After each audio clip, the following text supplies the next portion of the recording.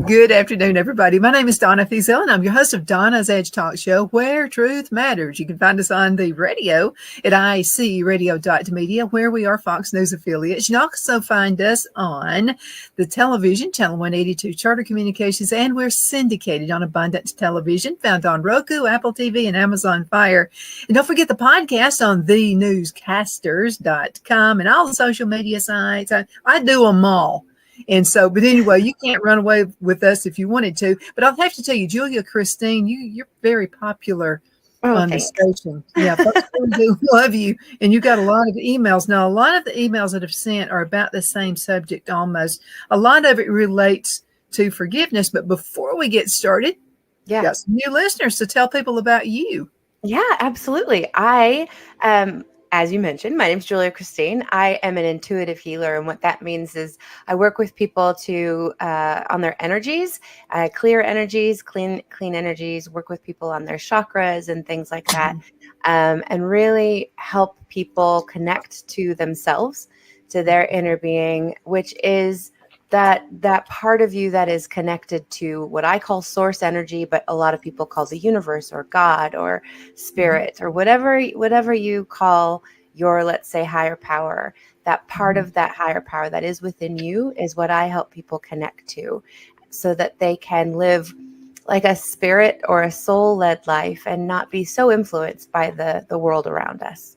Mm-hmm, absolutely. It all ties in with what I do too, because I'm into stones, and I think God created these stones for a reason. Absolutely. And so now, and this is part of my thing too, because I like to make necklaces and jewelry and stuff like that with healing stones.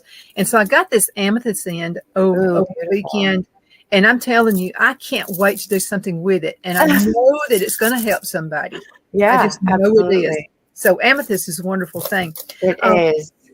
So I just got a clear quartz bracelet that I'm infatuated with, and it's just very simple, but clear quartz is energy cleaning and cleansing, and so it's a good place to start. If you're like, I don't know what stone, start with some clear quartz. That's really good for you. Absolutely. I do a lot of quartz. Absolutely. Anything that's got to do with, and I've got the onyx and all of these things right here, and this on my sterling silver right here, and I just. I don't know, and I'm finding that sterling silver doesn't really have anything to do with it. I could put it on a cheap chain and it's still good. Absolutely. Or elastic or whatever. Yeah. It's the stone itself. And there's something about touching it, because an authentic stone is going to be cold. Yeah. Even in the sun. When it's 200 degrees out here in Alabama, it's still going to be cold. And they can provide a sense of security, and there's power in that and what it means to you. You know, whether it's because it's from a loved one. I wear a ring that I mess with it with my thumb all the time. And it means protection to me. It means power. It means, and so when I am feeling insecure or something, I'll just rub up against it. And I know it's there. And I know what it means to me, whether it's what it quote unquote means to the geologists or the spiritualists of the world, doesn't really matter. It's what it means to you. Absolutely. And another thing you can do with stones, and we'll start talking about forgiveness, because that's what everybody wants to know about. Yeah. Okay. Your pulse points right here. And so you can get the stone and rub it on your pulse point. And that's quick energy right there. And then also anywhere pulse point, it works. My grandmother used to use her pulse point when it would be really hot outside, and she was an avid gardener. She'd get a cube of ice, and she'd say, "Oh, just cool off really quick right here, quicker than going in the air conditioning room." And then just, so pulse points mean a lot too. And God gave that to us. Absolutely. I was going to say, sometimes thinking about stones having power or things like that can feel a little uncomfortable with our beliefs and things like that. So I want to encourage people that you can find that same safety and calm in just a few quick breaths. That's my podcast, Life After Breath. And I fully believe that you can, that's why when you take a few breaths and kind of calm down and center yourself, that's why you find peace, is because it is that connecting to yourself and connecting to your higher power. It's really that simple. Take a couple of breaths and invite calm and peace. And so that it is literally that accessible. You don't need a stone. You've got it within you. And that's intentional for sure. We have a mutual friend, Deja Lee, and Deja Lee is I have asthma, and I got it from, from a radio station I was working at. The guy was an avid smoker. It was all over the place. And so she said, "You're just going to have to breathe." I said, "I'm trying to breathe. I'm choking to death." And she said, "You're not doing it the right way." Right. And it's exactly what you say. It's healing. It really is. Yeah. It's focused. And so what does that mean? What do you do to focus on your breath? And what I encourage people to do is pay attention to what's happening. Literally sit here and take a breath and feel your lungs expanding. What does that feel like? When was the last time you paid attention to what it feels like to breathe? What other parts of your body are moving when you breathe? Usually your stomach will go in and out. Maybe your chest rises and falls. Maybe your shoulders move. There's no right or wrong answer, but what does that feel like? And then if that is uncomfortable, what does it feel like as the air enters your nostrils? Sometimes one will be more clear than the other. Sometimes the temperature is different on the way in or the way out. And it sounds silly, but what we're doing is we're focusing on the breath and what that does is it's putting you in the current moment. You're in the now, you're in present time. So all the to-do lists, all of the frantic, whatever was swirling around, chaos, worry, anxiety has come center to, this is what I'm doing right now in this moment. This is what I'm doing right now in this moment. And it puts you at a space of ease so that you can then kind of clearly say to yourself, all right, what's next? Mm-hmm. Where do I begin with this chaotic day? What's the next logical step? What's the next thing that will feel good for me for my day? Well, let me ask you a question, because when I'm having a chaotic day, not my husband, of course, he's just a wonderful guy, but I'm just talking about when something happens, it's like I can't think clearly. But then when I remember to breathe, it's like I can think again. Absolutely. How does that happen? Well, so what happens is our brains, we are amazing. I don't know if you ever stop to realize and just be like, how our brains function is phenomenal. We don't think in complete sentences. We don't, because there's so many thoughts that are happening. It's this and this and this and this. And I mean, I experience it usually when I wake up. I spend a good 10, 15 minutes just getting up and sitting on my couch with a glass of water and just allowing my brain to still, allowing my brain to go into nothingness, just because there's so many thoughts of what happened last night. What about this conversation? What do I need to do? Who do I need to call? All of those frenetic things. Or maybe you're running late and you can't find your keys and you're just like, da, da, da, da, da. The last thing you want to do is stop and take a breath. But what that's going to do is kind of put a cooling blanket on or almost like that, if there's a fire and you spray that white stuff, from a fire extinguisher on it, it just settles it all and almost puts like cooling on electrical wires. And it just, okay, calm, peace. Now, one at a time, please. What's next? What's this? And so that's why so many therapists and stuff will encourage you to journal, because I learned this from a therapist. You actually cannot physically, the way our brain works, you cannot write in incomplete sentences. And so by journaling something, even just making a to-do list of all the crap that's running through your head when you wake up in the morning, it allows you to write in complete, full thoughts in order to kind of organize your head, because it makes your brain slow down to finish a thought. And now all of a sudden, we have a complete thought that probably makes more sense than the half thought that was flying through our brain. And so a combination of those two things is even better. A lot of people, I don't journal, I can't do that. Okay, cool, no worries. But just know that that's the effect it's going to have on your brain if you need that. But so will taking 3 deep breaths, 3 to 5 breaths, 3 to 5 minutes of just sitting and breathing and focusing on the spot on the floor. You know what I mean? And focusing on that inhale and exhale. It really will change your life. It really, really will. Yeah, absolutely. You mentioned a glass of water. There's something just refreshing about a glass of water. I mean, it's the simplest things. Right. Well, if you think about it, we are made up of over 70% water. It's who we are. It's part of who we are. And it helps us create energy within our bodies. Mhm. And that's kind of a woo-woo thing to say. There's probably, like, I'm sure there's science behind it, but I don't need to worry about it. I actually heard this thing on one of the social media platforms recently, and like, take it with a grain of salt. But the question was, what if God is water? And the person who answered the question was like, well, that means that God is within us and outside of us. And I definitely believe that. And so if you think about that, of a glass of water actually re-energizing you, restoring that part of you. I know it's an extreme thought. Like I said, take it with a grain of salt, but that is actually the energy of water, and it provides that for you. It flushes you out. It keeps you energized, and it's the best way to start your day, especially if you're worried about weight or da-da-da-da-da. Starting with a glass of water sets your palate for what it wants to crave for the rest of the day, instead of fatty foods or sugar or have a glass of water before your cup of coffee. Great idea. And there's a reason why the earth has land mass, a smaller amount of land mass than water. Yeah. There's a It's reason. energy.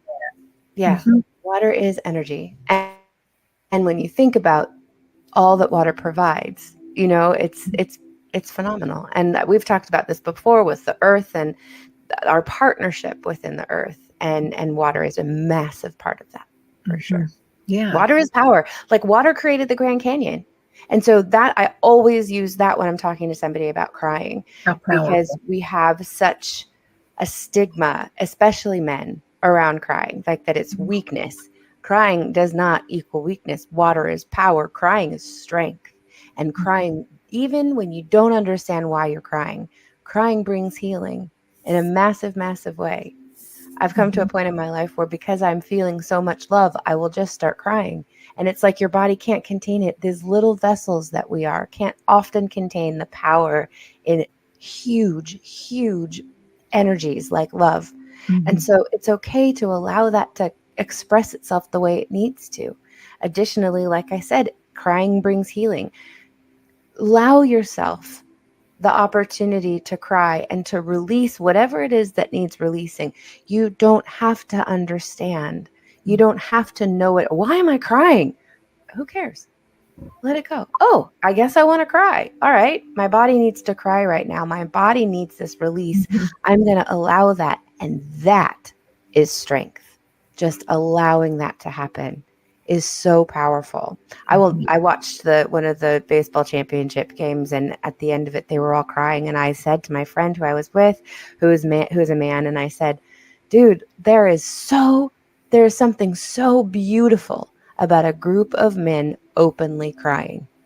It's powerful. It is such a beautiful thing. So, especially to the dudes out there, but ladies as well, don't judge yourself for crying. In fact, embrace it and allow it to happen as one of the most beautiful expressions of self-care that you can have. That is naturally a part of who we are.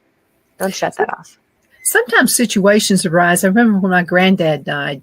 In the family, I'm kind of like the strong one. I'm the one that catches all the fainting people and all that. So I kind of feel like I have to wait about crying. I have to wait till the moment rises, because I'm too busy. You know, and granddad was like the pillar of the whole family. I mean, he was like it. And so he passes away, and I was okay with everybody, helping everybody and all this kind of stuff. The minute we got home, I don't even remember this. The minute we got home, I looked at Phil, and I don't pass out. I looked at him, and Phil said, I just looked at him and just went out. Yep. I felt comfort with him. Yeah, absolutely. When you started talking about being the strength of your community, I was like, that's why you have your husband, because he is your strength. He is your pillar, you know? And I think that if we as a society, which this is a big if we could let go of the stigma of crying equaling weakness, then you wouldn't have to hold off, because you can and are still strong, even with tears streaming down your face.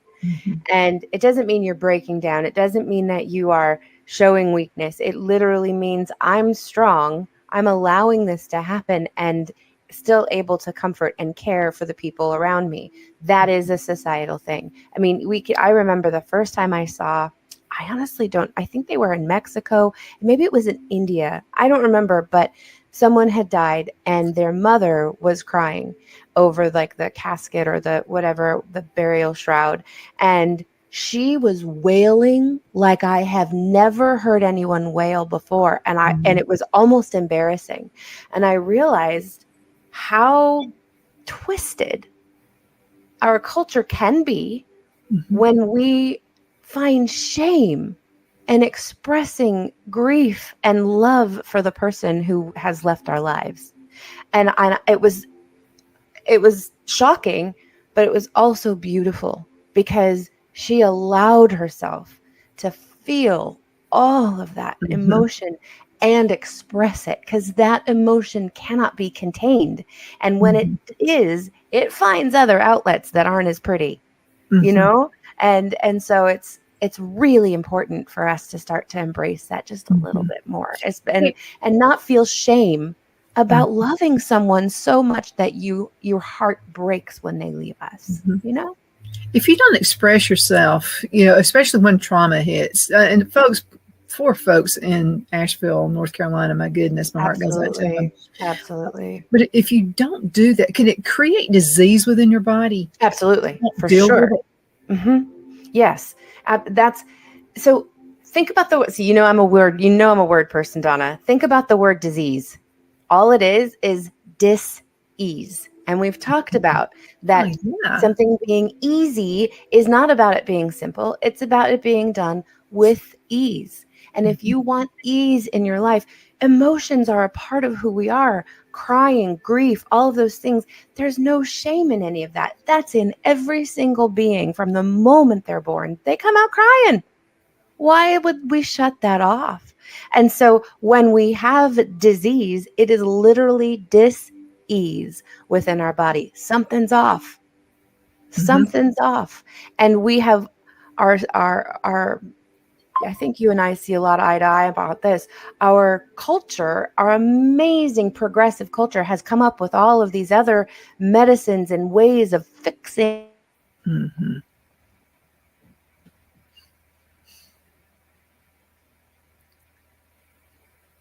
We might be just about to go into a commercial break. Looks like we might be having a little bit of issues with the internet, but I totally agree with every single thing she's saying here. I mean, okay, so I lost you. I'm back. Yay, she's back. So I think there's a way to look at what is not going with ease within ourselves, whether it's a toxic relationship, whether it's watching too much news, whether it's being obsessed about this or that or whatever. Instead of putting more toxins into our body, and I'm not saying don't listen to your doctors, I'm not saying any of that.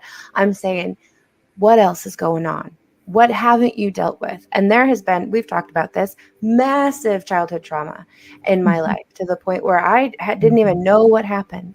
And as I've begun to really heal and gone through that healing process, I have released and released and released, and I am more whole. Learning to love myself for who and what I am has brought me so much more health than any medicine or medical doctor has. Truly. Well, and even as children, when you go through traumas in your home life, I know this. Like, I'm 65 years old, and sometimes I just happen to remember something that I had blocked. How does that happen? Well, because you can't escape from who you are or what happened. And I had a pretty massive spiritual experience where I always and do this with clients and things like that. I work with people to introduce them to their inner child, right? And so imagine yourself meeting 5-year-old you, 7-year-old you, and taking that little girl who maybe there was massive trauma. I call it, capital T trauma. And maybe it was more lowercase trauma because you just didn't fit in at school, or your teacher ridiculed you, or some trauma, but maybe not as massive as like abuse or assault or something like that, and how she dealt with that, how it hurt. And so often as children, you'll notice that children read a room really well, and they'll come in and they'll know how they need to behave in order to make sure that there's no repercussions when they get home, or that everybody seems happy, and they kind of like know where to fit in and where they can act out and who they can act out with or not, you know? And so we don't give kids enough credit. And we've done that as our, you know, when you all of a sudden remember something that's happened, whether it's an incident or just a happy memory, it's one of those things that sometimes we'll put away for later, or it's one of those things that we'll build protections of. I learned at a very young age that I had to pretend to be happy. I had to pretend that everything was okay because I had to make sure that my mom was okay because she couldn't find out what happened to me. And in order for me to be a quote unquote good girl, I had to put up that facade. And I was so good at it. I've talked to my little 5-year-old girl. She was incredible. Holy cow. She was strong as anything. And she put all of these protections in place so that in the long run, as an adult going, wow, where are these people-pleasing tendencies coming from? I need to pull that apart. Well, pulling that apart revealed why. Pulling that apart revealed that, oh, I had to do this as a protection. And as a result, I built up kind of like a wall between me and what actually happened. But that little girl inside of me needed to be recognized. And most importantly, all of the emotions that she felt, the betrayal, the hurt, the literal pain, all of those things, the anger about what was happening, those had to be felt. She wasn't allowed to feel them then. And so when that was revealed to me, I realized I need to feel those now. And I wrote a letter, and I did all kinds of, like, a lot of times people will just scream. I have a hard time screaming. So it's not something that comes naturally. I was literally told, go scream in your car. Don't have a car. Go scream in a pillow, go whatever. And what I did, it was awesome. I went with a friend, which again, support is important. Yeah. And we went to a karaoke place here in New York. And if I don't know, there's a style of karaoke where you can rent like little rooms and blast the music. And we put on angry music and we screamed and we jumped and we like danced, and all of a sudden, and I released so much anger by doing that, and by just literally jumping to angry music and then dancing and having a good time countering that anger. And it was such a release for me. And I was able to do that with my little 5-year-old self and say, hey, we're okay. And here's this anger. And yeah, I'm mad about it. And I'm mad about it for you. And I'm mad about it for us. And then once you release that anger, you can move forward because it's done. Remember, emotions only occur. This is a scientific thing. You only feel an emotion for 90 seconds. And when you get mad because that jerk cut you off, you know, on the highway, you can replay that over and over and over again, and it ruins your entire morning commute, if not your whole day. Or you can allow that emotion to process in 90 seconds, which is scientifically what happens, and let it go. You have that control by focusing on something else. And so the same thing is true of past emotions, of past hurts, of when someone wrongs you. Absolutely feel those feelings. Toxic positivity comes along when we say, oh no, everything's fine. And we put on that plastic. No, everything's not fine. This really hurt me. This really made me angry. I'm going to feel that feeling. And then I'm going to refocus on something else. And I'm going to be like, you know what? They're human too. They hurt me. I'll talk to them about it, but I can let it go. I can move forward and put my focus on something else so that it's not continually affecting me. I have control of that. Does that make a little bit of sense? I feel like I wandered all over the place. It makes a lot of sense. Okay. Let me ask you a question. Do you feel like sometimes kids and even adults are labeled the wrong way? And the reason I wanted to mention this, when I was a kid, I think I was in like the probably the 8th grade. And I'm pretty sure I looked like and acted like the troubled teenager. I was very quiet, did not say anything to anybody. And so I had a teacher, in this school, by the way, had these what they call little pink buildings. Okay. The kids with learning disabilities were placed in those little pink buildings. So I was placed in one of those little pink buildings for math. Okay. They thought I just wasn't grasping. I was so scared my parents were going to find out about this. Right. If they had found out, it would have been trouble. I mean, it would have been trouble at home. I'm talking in a rough way. Right.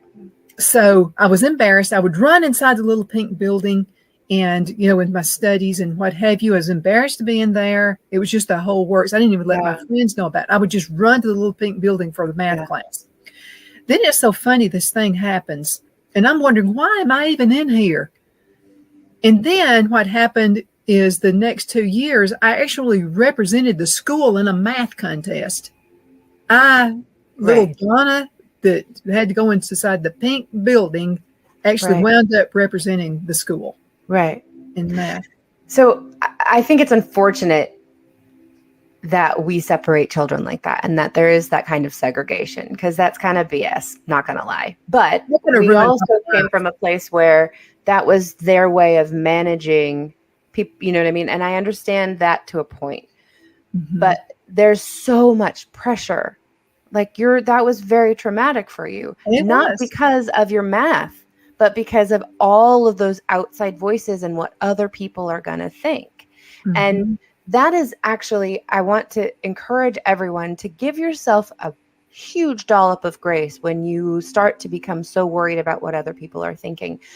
In our society, we always say, like, don't worry about what other people think. And while I do believe in that, I also know that it within us, passed down generation to generation, is this need to be a part of a group, because a gajillion years ago, we had to be a part of the group, because you could not survive in solidarity. Mm-hmm. You could not survive on your own. And if you were ostracized from your community, you were dead. Mm-hmm. And so that is actually literally passed down to us genetically, DNA wise, blah, blah, blah, all of these years later, as part of, I have to fit into a group. Now, I think labels are dangerous when they are placed with judgment. And so when you look at somebody, look at me, Donna, I have a mohawk, I have tattoos, I have piercings.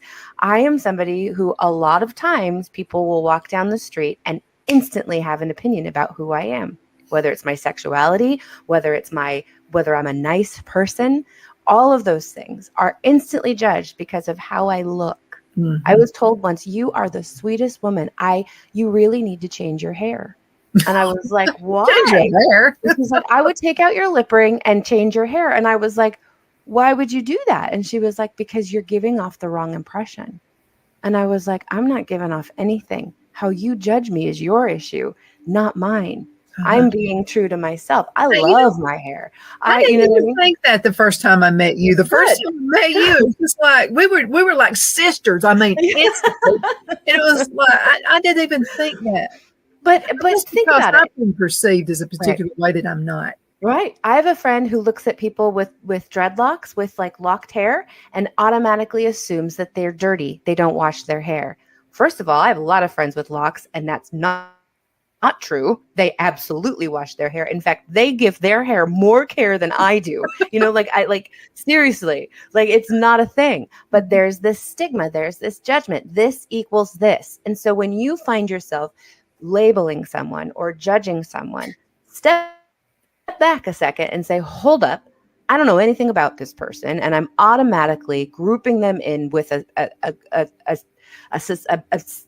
stigma, let's say, or a stereotype. And that's not fair. And that's not necessary. And ultimately, it's none of my business. You know what I mean? So that's what I would say about labels. On the other hand, there's a lot of labeling going on in our society, whether it's your pronouns or your sexuality or whether you're all whatever, and wherever you lie in beliefs of that. I personally feel like people are entitled to be who and what they want to be, just like I am. And so that can be really important. If you feel ostracized your whole life, for example, you were put in that pink building and that was so traumatizing and you felt completely separate from your peers and from other things. And yet now you became a mathematician, you became a representative of math for your school, and you find pride in that. And that's a label you would take on proudly, despite having been in the pink house. And so if you are annoyed by the fact that someone wants to declare their pronouns, think about maybe where they came from. If they never fit in before, and now they have a label that finally works for them, they're going to wear that label loud and proud, and rightly so, because they finally feel like they belong to something and they didn't before. Allow them to have that journey. It doesn't have to be something you approve of, but it's not your life. It's none of my business, basically. Yeah. And you just helped me spark something. Okay, so my son, I've been so into math. I don't even like calculators. I'm one of those. I think you need to, as much as your head. Figure it out. I'm one of those. So my son, Brad, comes in from school one day. He's in the 9th grade. And this is, now when I was in school, of course, this was back in the olden days. We walked the snow uphill both ways. Yeah. I get it. But this is the thing. You would be expelled from school if you brought in a calculator in the 1970s. It was that way. So my son comes in from school. This is in the 1990s. And he said, Mom, got to have a calculator. And I said, for what? By the way, he's a math whiz too. I wanted him to be. So he said, no, I got to have it for school. And I said, no way, son, that's cheating. You can get expelled for that. And I said, no way. And he said, way, Mom. Yes, I've got to have a calculator. It's a requirement. I said, I'm calling your teacher. And I'm thinking, if he just wants a calculator, he'll freak when I say I'm calling the teacher, because he knew I would. I always did what I said I was going to do. And so he just sat there and said, okay. So I called the teacher and I said, Brad told me he has to have a calculator for school. And she said, yes, it's required. He has to have one. I said, but that's cheating. Well, in my world, that was cheating back in the day. And I still think that. I still think that they use their brains. I really do. And so I had to buy one for him. And it just did. And she said, well, Donna, if it's the expense of it. And I said, I can afford it. I said, I just don't think he needs it. Right. I would rather him use his brain. So what I did, even though I disagreed with the school system, we got the calculator. Even though I disagreed, we still did math problems using our brain at home. So that was my thing. I could do at home. So I wanted to say that to parents. Yeah. You're responsible also. Don't just toss your kids out to the school and hope they do everything for you. Yes. You're responsible as well. Yeah, absolutely. So I totally agree with that. By the way, he's a mathematician. Okay. Let's go into a commercial break and we shall return in just a few minutes. Queen City Used Car Sales has been serving drivers in the Northeast Alabama area for years with a quality selection of late model used cars, SUVs, and pickup trucks. On top of our extensive selection and competitive prices, we offer professional auto financing services for used car buyers of all credit levels. Whether you've just begun your search or you're ready to secure your next vehicle, at Twin City Used Car Sales, you will drive away with the vehicle of your dreams. The sales and finance staff at Twin City Used Car Sales looks forward to serving you, and you can apply for financing online before your visit to our used dealership in Gadsden, Alabama. Check us out on the web at twincityusedcars.com or go by our location at 901 First Avenue, Gadsden, Alabama.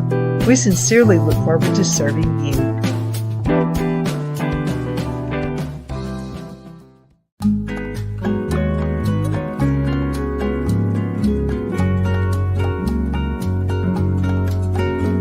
At Lamone's Mexican Restaurant, located in Henniger, Alabama, and voted Best Mexican Restaurant of DeKalb County, Alabama 2020, we're here to serve you with authentic Mexican cuisine. Order easily online by going to lamonsmex.com or call 256-657-3999 to place your order. We're open Sunday through Thursday, 11 a.m. to 9 p.m. and Friday and Saturday, 11 a.m. to 10 p.m. Whether you're celebrating a cozy date night for two or a celebration for a crowd, at Lamone's you'll love our atmosphere and friendly servers. Thank you for dining with Lamone's Mexican Restaurant.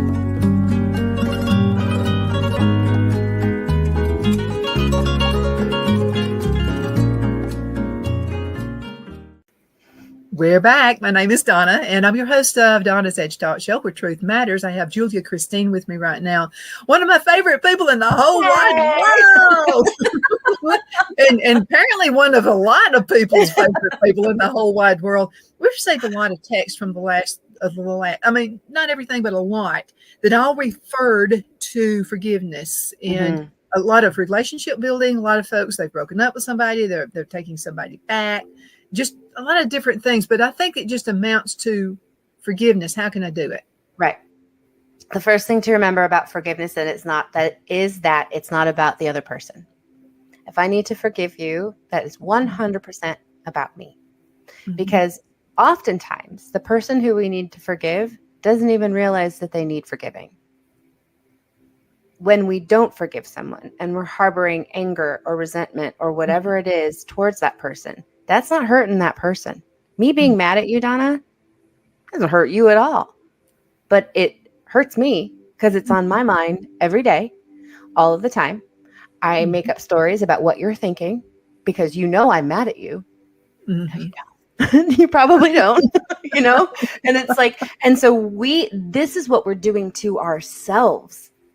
And so remember that when I come to a place of needing to forgive, it is literally about me.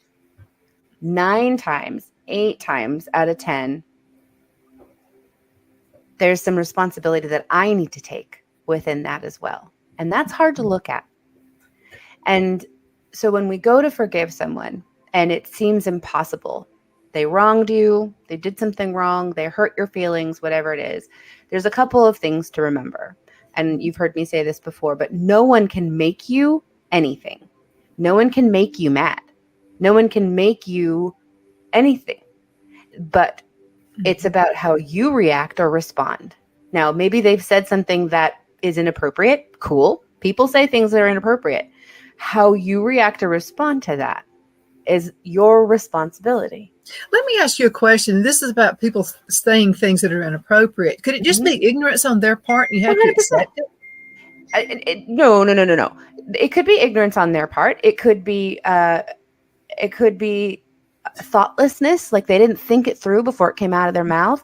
And that doesn't make them a bad person. That doesn't make them, evil or even like hurtful. I say all the time that I don't believe there's such thing as a toxic person. There's toxic behavior. There's toxic words. There's toxic situations. But a person at heart is not toxic. So that I think is something to consider as well. When something is said that is toxic to you, or it doesn't work in your sphere, or is offensive or inappropriate, what was the word you used? Anyway, we can say, whoa, that doesn't feel good. Instead of reacting and being angry, we can say, you need to not say that to me. Or like, ooh, that's an issue with me. Instead of reacting, let's take a breath and figure out how to respond. So often if let's say someone's yelling at you and you're standing there going, I don't even know what I did to deserve this yelling. Ask yourself, is what they're saying true? This whole process we've been over before, is what they're saying true? And if the answer is no, then you can be like, cool, this isn't about me. I can let them vent because I'm their friend and I love them. And maybe at some point I'll be able to tell them, you do realize that your issue isn't with me because none of what you're saying is accurate, And then you can sometimes say, is it true? Yeah, it is true. Do I want to change my behavior? And then you have a choice. Yeah, I want to change my behavior. You can actually even interrupt them and say, hey, thank you for bringing that to my attention. I'm going to work on that. Or you can decide in your head, I don't want to change my behavior. I stand by what I said or did or da-da-da-da-da. And so then you can say, this isn't about me. This is about them reacting to the behavior that I'm going to stick with and allow them to react to that because they're human, just like you're reacting to something. I know that some horrible things happened to me in my childhood. You know that. And that was instigated by my father. And so when I decided that I wanted to forgive him, I started very small. So allow yourself time, especially if someone has wronged you and caused trauma or whatever that is, there's hurt there. Allow yourself the time. And so I started, my father's gone, but I still wanted to forgive him. And so I looked myself in the mirror and I said, I forgive you for not being who I needed you to be. I forgive you for not being a good dad. That was next. That took a minute. But I forgive you for not being what I expected from my father, from a friend, from a lover, from whatever that is. I expected something that you didn't deliver, and I forgive you for that. And that's that little bit of responsibility of I clung to the idea of what a dad was, of what a father was my entire life. And by doing so, I hurt myself because that was not the man that was my father. And so I think that when we are looking at friendships, relationships, looking at your expectations, and do those expectations match with who this person is? And if the answer is no, then you can move forward and be their friends knowing that you can't have that expectation. Or you can decide this is low-level respect expectation that you're not meeting. I'm going to step away from this relationship. And that can be really hard to do, but it doesn't have to be a bad thing. So often in our culture, I actually feel like we need to normalize friendship breakups. You know what I mean? Breakups between partners happens all the time. It's part of living. Well, guess what? That's true of friendships as well. There are people who are not designed to be in your life your whole existence, and that is okay. In fact, it's healthy. And so it's okay to step away from a friendship, from a relationship, from whatever isn't serving you or isn't meeting those expectations. And then at the same time, as you're analyzing that, you can look at your expectations. Are they too high? Are you expecting more from someone than you're willing to give? Interesting. Let's look at that, But coming back to the forgiveness, starting small, starting like that, remembering that I want to forgive you. I forgave my dad. I did not forgive the actions because the actions are unforgivable. That's a separate thing, though. I forgave my dad for giving into human whatever he gave into, for not being who I wanted him to be, who I needed him to be as a child, for being this person that I will never be able to understand. And does it take away the hurt? Not really. But the things that happened, that's separate from the person. I'm forgiving you. We go. Hey, so I'm bringing Phil in just for a minute, and I'm going to ask him a question.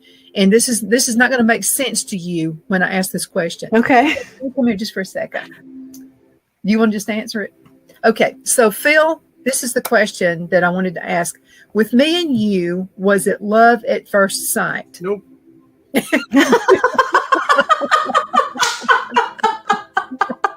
No, it was not love at first sight. And it was not love at first sight with him either. But now there's a reason for that. We both were going down different paths. Phil is 11 years older than I am. So I was 6. He was 17 when we met. So no, it was not love at first sight. Was it love at first sight 20 years later? Spot on.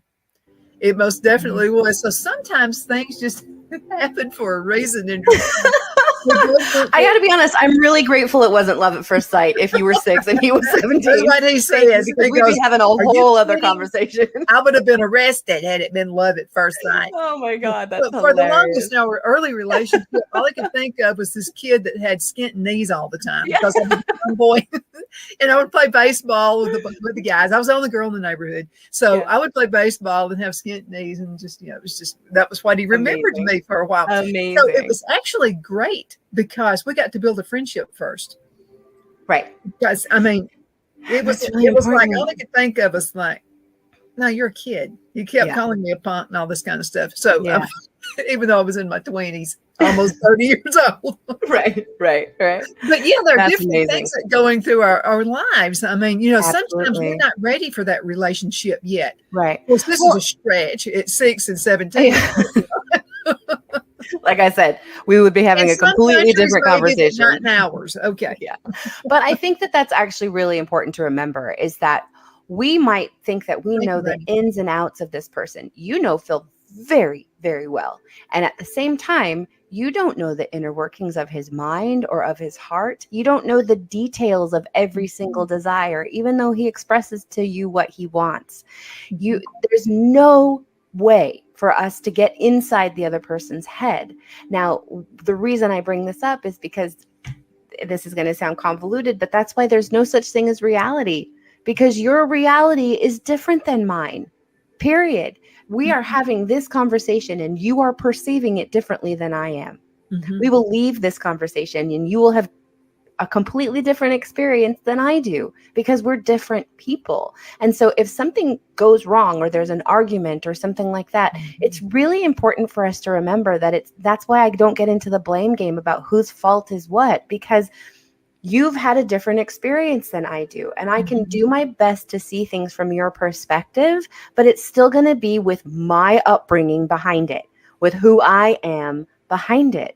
And so just remembering that allows us so much more grace when we're dealing with other people, because I will never understand, even if you paint me the clearest picture possible, I will never understand your perspective as well as you do, period.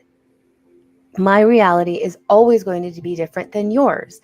And so we can do our best to understand the perspective or the point of view of a different person, where they came from within whatever happened in your relationship. And we can choose, because it is a choice, to forgive them for wronging you. Or if you decide to get back with your partner having broken up, make sure that you set some standards and some boundaries, because apologies are one thing, but saying I'm sorry is just a word.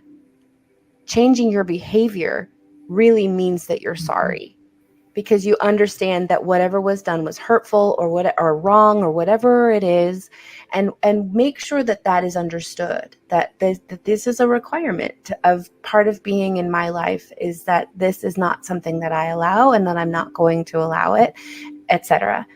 Regardless, if you choose not to get back into that relationship, I would encourage you to work on forgiving the person for not being who you needed them to be. Start there. And then you can work towards forgiving them for their behaviors, their actions, whatever it is, how they hurt you. Remembering that what happened is separate from who they are, and you're working on forgiving them. And then you dealing with your anger and hurt and betrayal from that situation separately. Those are two separate things. They both need to happen in order for you to be able to learn from the situation and move forward. I realized after having an amazing friendship for over 25 years that it was unfair for me to be upset with this person that was in the process of leaving my life, because I set our relationship up to not be my true self, because I wasn't in touch with my true self. And so I was constantly in servitude towards this person. And as I came into myself, I realized I don't want to be in servitude to other people. I want to help my friends and be there for my friends, but I have to come first in my life. And that wasn't okay, because that was completely in contrast with who I set myself up to be in that relationship. And while I could shake my fist and say, well, she's needy and she's this and she wants me to do this, and I have to take then all of the things I could say, and instead I have to say, that's on me. Yeah. I'm taking responsibility for my part in how, of course, she's going to be needy, because I've shown her that I will do everything for her. Of course, she's going to expect that of me, because for the last 25 years, that's what I've done. So now all of a sudden, if I say I'm not going to do that, she's going to be like, you've changed. What's wrong with you? Of course, she's going to have expectations that I'm going to fall short on, because that's not who I want to be anymore. That takes a lot of difficult self-reflection. And so often when we feel wronged, we want to blame the other person. But I would encourage you to take a look at your role. What have you allowed? What have you expected? I got upset with a friend the other day, and I realized the only reason I'm upset is because my expectations of what this evening was going to be weren't met. Did they do anything wrong? Not at all. But I set my expectations to be something that weren't met. So I was upset. I did that to myself. My friend didn't do anything wrong. I did. Do you see what I mean? Absolutely. There's often a lot more responsibility we can take than we allow ourselves to. Julia, 2 minutes left in this segment. Yeah. I know you've got a lot you need to say to everybody, but first of all, how can I get in contact with you and how do they pursue a session? And can you do sessions online? Absolutely. Most of my sessions are done via like Zoom or something like that. They can reach out to me on Facebook or Instagram. I am Julia Christine on Facebook, Julia Christine Healer on Instagram. And then I have a new email address, which is healwithjuliachristine@gmail.com. Those are the best ways to get a hold of me. And because you understand that whatever was done was hurtful or wrong or whatever it is, and make sure that that is understood, that this is a requirement of part of being in my life, is that this is not something that I allow and that I'm not going to allow it, etc. Regardless, if you choose not to get back into that relationship, I would encourage you to work on forgiving the person for not being who you needed them to be. Start there. And then you can work towards forgiving them for their behaviors, their actions, whatever it is, how they hurt you. Remembering that what happened is separate from who they are, and you're working on forgiving them. And then you dealing with your anger and hurt and betrayal from that situation separately. Those are two separate things. They both need to happen in order for you to be able to learn from the situation and move forward. I realized after having an amazing friendship for over 25 years that it was unfair for me to be upset with this person that was in the process of leaving my life, because I set our relationship up to not be my true self, because I wasn't in touch with my true self. And so I was constantly in servitude towards this person. And as I came into myself, I realized I don't want to be in servitude to other people. I want to help my friends and be there for my friends, but I have to come first in my life. And that wasn't okay, because that was completely in contrast with who I set myself up to be in that relationship. And while I could shake my fist and say, well, she's needy and she's this and she wants me to do this, and I have to take then all of the things I could say, and instead I have to say, that's on me. I'm taking responsibility for my part in how, of course, she's going to be needy, because I've shown her that I will do everything for her. Of course, she's going to expect that of me, because for the last 25 years, that's what I've done. So now all of a sudden, if I say I'm not going to do that, she's going to be like, you've changed. What's wrong with you? Of course, she's going to have expectations that I'm going to fall short on, because that's not who I want to be anymore. That takes a lot of difficult self-reflection. And so often when we feel wronged, we want to blame the other person. But I would encourage you to take a look at your role. What have you allowed? What have you expected? I got upset with a friend the other day, and I realized the only reason I'm upset is because my expectations of what this evening was going to be weren't met. Did they do anything wrong? Not at all. But I set my expectations to be something that weren't met. So I was upset. I did that to myself. My friend didn't do anything wrong. I did. Do you see what I mean? Absolutely. There's often a lot more responsibility we can take than we allow ourselves to. Julia, 2 minutes left in this segment. Yeah. I know you've got a lot you need to say to everybody, but first of all, how can I get in contact with you and how do they pursue a session? And can you do sessions online? Absolutely. Most of my sessions are done via like Zoom or something like that. They can reach out to me on Facebook or Instagram. I am Julia Christine on Facebook, Julia Christine Healer on Instagram. And then I have a new email address, which is healwithjuliachristine@gmail.com. Those are the best ways to get a hold of me. And we can set up sessions. The sessions are pretty inexpensive, but they're usually about an hour long. And yeah, and then also I have my podcast, which you can reach out and listen to. You can reach out to me through there. There's like chats in there as well. And that's available on any of your podcasting like networks, and that like it's on Apple, it's on Spotify, it's on everything. It's not on YouTube, but everything else. And that is Life After Breath. And again, Julia Christine. And it definitely is. There is life after breath. And I'll have to tell you, I really enjoy every session. And I appreciate you guys for sending emails. That's absolutely awesome. Me too. I look forward to it. Oh man, I love them. You can send an email to Donna@donnasedge.com, Donna@donnasedge.com, and I'll take care of it for you. Make sure Julia gets it. And but again, thank you so much. You can find us on the radio at icradio.media, and we are Fox News affiliates. You can also find us on television, Channel 182 Charter Communications and Abundance Television Syndicated, found on Roku, Apple TV, and Amazon Fire. And all the social media sites, we do them all. So thank you again so much for watching. Julia, thank you for being on the show. Thank you. Around. I'm going to get you planned for next month, okay? Yeah, absolutely. Hang in there. And you hang in there too and have a super duper awesome blessed day today. At Liberty Bank, we're all about community. Whether it's to help with a charity fundraiser or help families in need, toys at Christmas, or a local football team, we're here for you. You see, we realize the importance of family. Sometimes it's to build a new home or necessary home repairs. We're here for you. If you like the feel of a small town bank with all the conveniences of a big city bank, we're here to serve you. You will find us at any of our convenient locations in DeKalb, Marshall, Etowah, and Blount counties in North Alabama.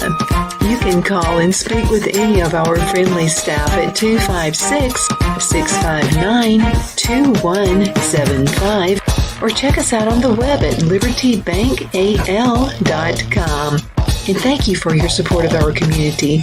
Member FDIC, Equal Housing Lender.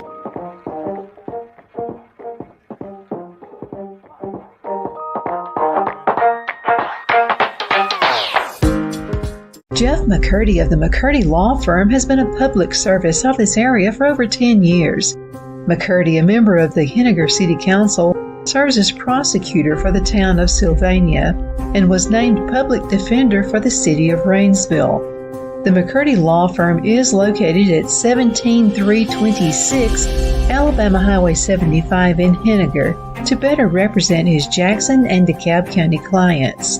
If you need to be represented by a true public servant with proven success, call Jeff at 256-996-8701 or send a private email to mccurdylawfirm@gmail.com. No representation is made that the legal services performed is greater than the legal services performed by other lawyers.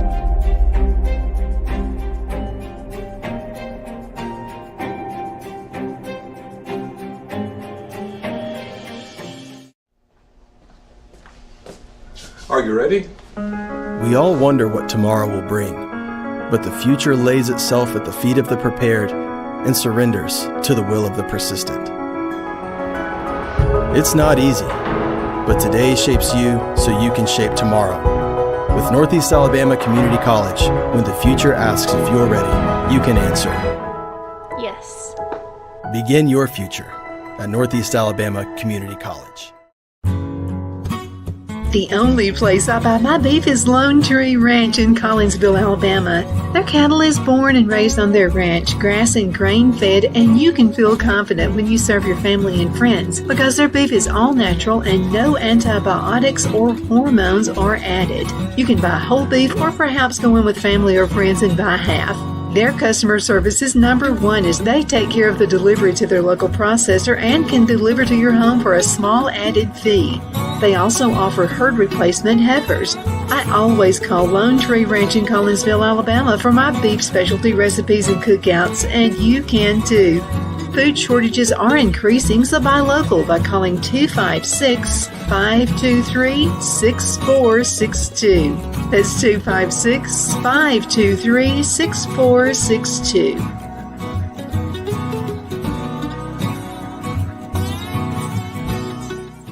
You ask and we listen. We're finally bringing the most requested offer ever. Get the queen size premium MyPillow, now only $19.98. MyPillow is made with patented adjustable fill. It adjusts to your exact individual needs regardless of your sleep position. It helps keep your neck aligned and holds its shape all night long so you get the best sleep of your life. But that's not all. Get our 6-piece kitchen or bath towel sets only $25. Our brand new mattress topper as low as $69.98. Get our famous MyPillow bed sheets for as low as $25 and so much more. So go to MyPillow.com or call the number on your screen. Use your promo code to get huge discounts on all MyPillow products, including the premium queen size MyPillow, only $19.98. That's the lowest price ever. Don't delay, order today. From all of us here at MyPillow, thanks America!